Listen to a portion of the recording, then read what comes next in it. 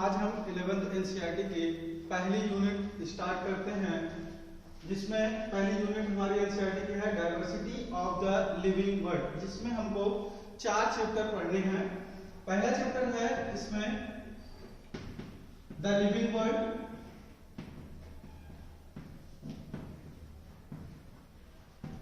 दूसरा चैप्टर हमको पढ़ना है इसमें बायोलॉजिकल क्लासिफिकेशन,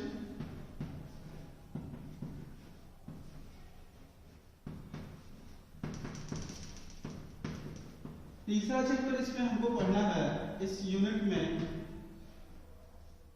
प्लांट किंगडम, और चौथा चैप्टर हमको पढ़ना है इसमें एनिमल किंगडम। ये 4 चैप्टर हमको फर्स्ट यूनिट में पढ़ने हैं, जिसमें हम फर्स्ट चैप्टर स्टार्ट करते हैं द लिविंग वर्ल्ड।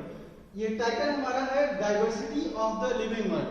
हमारे अर्थ पर बहुत सारी डाइवर्सिटी देखने को मिलती है, बहुत वैरायटी के हमको प्लांट्स देखने को मिलते हैं, बहुत सारी वैरायटी के हमको एनिमल्स देखने को मिलते हैं, डिफरेंट टाइप को कि इसी को हम क्या बोलते हैं, डाइवर्सिटी बोलते हैं। इसमें फर्स्ट चैप्टर हमको पढ़ना है the living world. The living world में हमारा प्लांट किंग, यहां पर कौन कौन से characteristic feature of living organism आता है, characteristic feature of living organism, किस कैरेक्टर के बेस पर हम किसी ऑर्गेनिज्म को ये बोल सकते हैं कि वह ऑर्गेनिज्म लिविंग है, और किस कैरेक्टर के बेस पर हम ये किसी ऑर्गेनिज्म को बोल सकते हैं कि वह ऑर्गेनिज्म नॉन लिविंग है। यहाँ पर हम कुछ कैरेक्टर्स, यूनिक कैरेक्टर लिखते हैं। जैसे हमारा पहला कैरेक्टर है ग्रोथ, दूसरा कैरेक्टर है रिप्रोडक्शन, तीसरा कैरेक्टर है सेलुलर ऑर्गेनाइजेशन,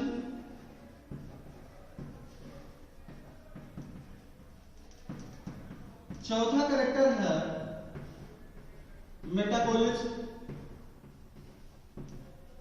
मेटाबॉलिज्म, और पांचवा कैरेक्टर है कॉन्शियसनेस। ये characters growth, reproduction, cellular organisation, metabolism and consciousness, ये ऐसे 5 कैरेक्टर हैं जिनके बेस पर हम कह सकते हैं कि कोई ऑर्गेनिज्म लिविंग है। ये जो ग्रोथ और रिप्रोडक्शन का कैरेक्टर होता है, ये लिविंग और नॉन लिविंग दोनों में पाया जाता है, इसीलिए हम इसको non defining feature of living organism बोलते हैं। Non defining feature of living organism क्यों बोलते हैं? क्योंकि बेटा ये ग्रोथ और रिप्रोडक्शन जो है ये लिविंग में भी पाया जाता है और नॉन लिविंग में भी पाया जाता है।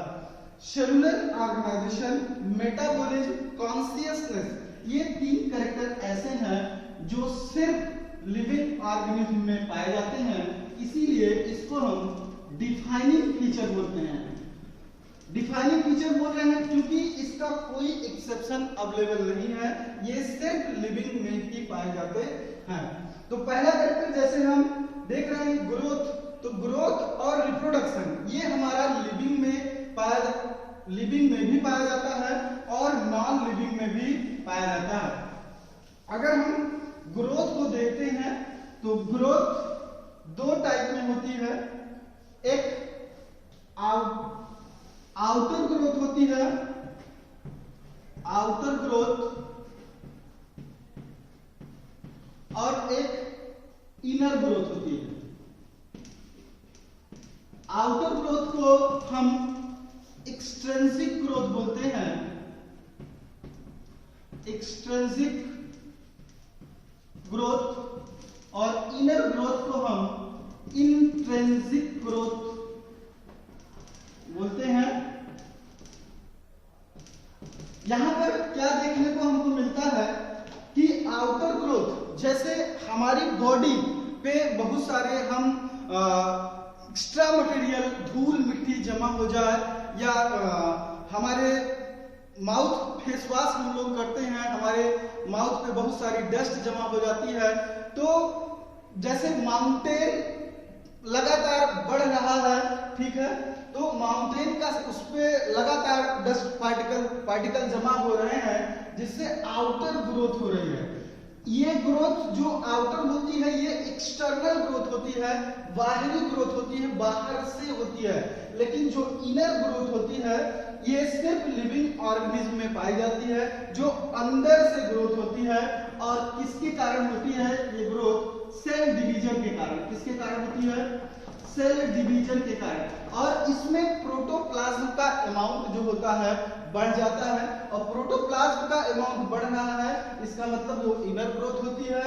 और अगर बाहरी रूप से ग्रोथ हो रही है, बाहर से ग्रोथ हो रही है, तो उसको हम क्या बोलते हैं? एक्सटर्नल ग्रोथ बोलते हैं। जैसे हमारा माउंटेन का बढ़ना, माउंटेन बढ़ रहा है, किसी लकड़ी के टुकड़े को हम बरसात के सीजन में देखते हैं कि वो लकड़ी का टुकड़ा फूल जाता है, वो जो ग्रोथ हुई उस लकड़ी के टुकड़े में, वो कैसी ग्रोथ हुई? एक्सटर्नल ग्रोथ हुई। लेकिन हमारी बॉडी की जो ग्रोथ हो रही है, जैसे एक छोटा सा बच्चा धीरे धीरे बड़ा होता है, वो किस ग्रोथ के कारण होता है?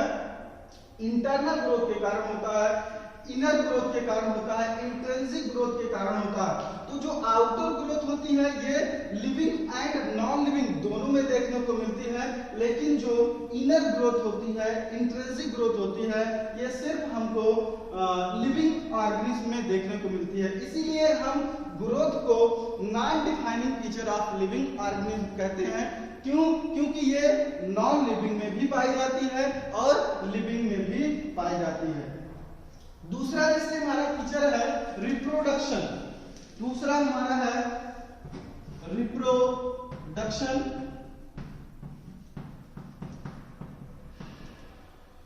रिप्रोडक्शन जितने भी लिविंग ऑर्गेनिज्म होते हैं उसमें दो टाइप का रिप्रोडक्शन होता है। एक mainly asexual reproduction, asexual reproduction, और दूसरा होता है सेक्सुअल रिप्रोडक्शन।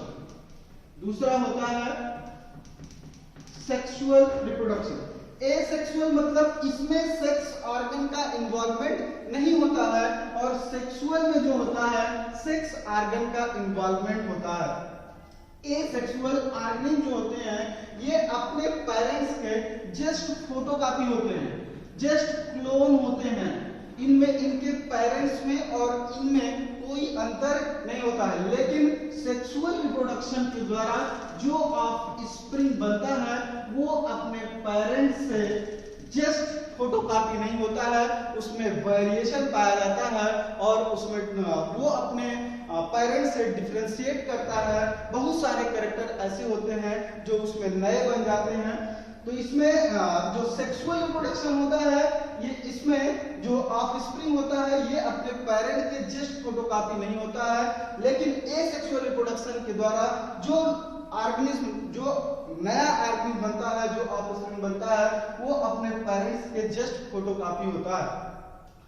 हमने आपको बताया कि एसेक्सुअल रिप्रोडक्शन और सेक्सुअल रिप्रोडक्शन के द्वारा जितने भी ऑर्गेनिज्म, लिविंग ऑर्गेनिज्म अर्थ पर होते हैं, वो अपने न्यू जनरेशन को बनाने के लिए रिप्रोडक्शन करते हैं, जिससे उनकी कंटिन्यूटी अर्थ पर बनी रहे। लेकिन कुछ ऑर्गेनिज्म ऐसे हैं जिनमें ये कैपेसिटी नहीं पाई जाती है, जैसे म्यूल्स हो गए, वर्कर हनी बी हो गए, इनफर्टाइल वुमेन हो गई, जिसमें रिप्रोडक्शन की पावर नहीं होती है।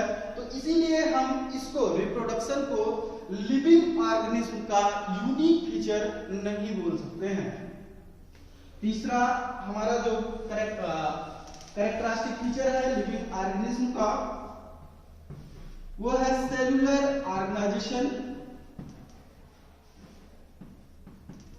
सेलुलर ऑर्गेनाइजेशन यहाँ पर cellular organisation, every living body is made up of cell. जितनी भी लिविंग बॉडी है वो किससे बनी होती है? सेल से बनी होती है। सेल से क्या बनता है? टिश्यू बनता है। सेल से क्या बनता है? टिश्यू बनता है। टिश्यू से क्या बनता है? ऑर्गन बनता है। ऑर्गन से ऑर्गन सिस्टम बनता है। ऑर्गन सिस्टम बनता है और ऑर्गन सिस्टम से एक ऑर्गेनिज्म का फॉर्मेशन हो जाता है। अगर हम यही प्लांट के केस में देखें तो प्लांट की बॉडी सेल से टिश्यू बनता है और टिश्यू से टिश्यू सिस्टम का फॉर्मेशन हो जाता है। किसका फॉर्मेशन हो जाता है?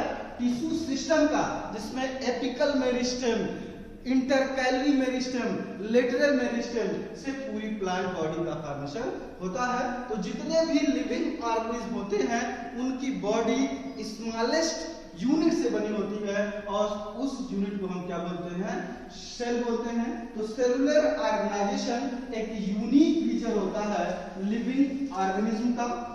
दूसरा यहाँ पर चौथा जो कैरेक्टरिस्टिक फीचर है ये है मेटाबॉलिज्म।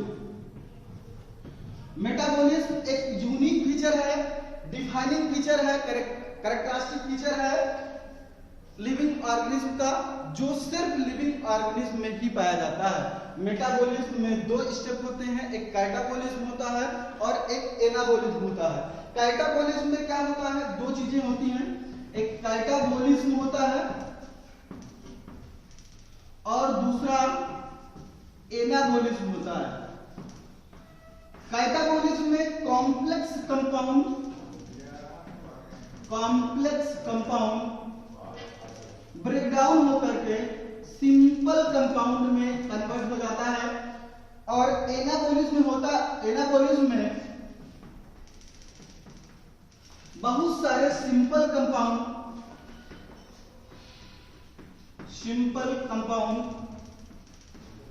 मिल करके एक कॉम्प्लेक्स कंपाउंड का फॉर्मेशन करते हैं। कॉम्प्लेक्स कंपाउंड का फॉर्मेशन करते हैं।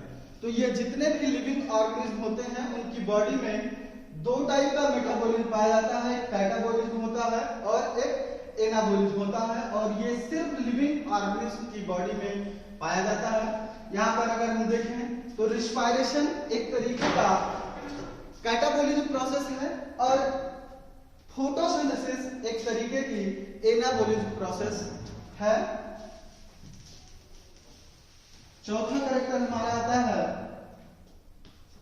पांचवा, कॉन्शियसनेस। कॉन्शियसनेस एक यूनिक फीचर होता है लिविंग ऑर्गेनिज्म का, जो सिर्फ लिविंग ऑर्गेनिज्म की बॉडी में पाया जाता है।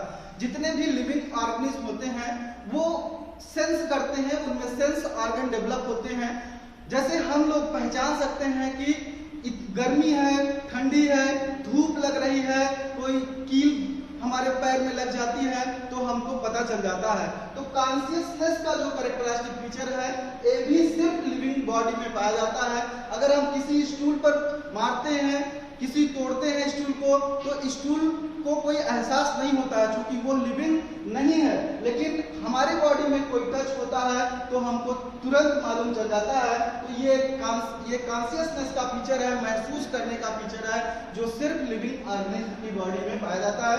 तो हमने आपको बताया कि जो जितने भी लिविंग ऑर्गेनिज्म अर्थ पर पाए जाते हैं उनमें 5 यहाँ पर फीचर हमने कंसीडर किया है, जिसमें ग्रोथ है, रिप्रोडक्शन है, जो लिविंग और नॉन लिविंग दोनों में पाया जाता है।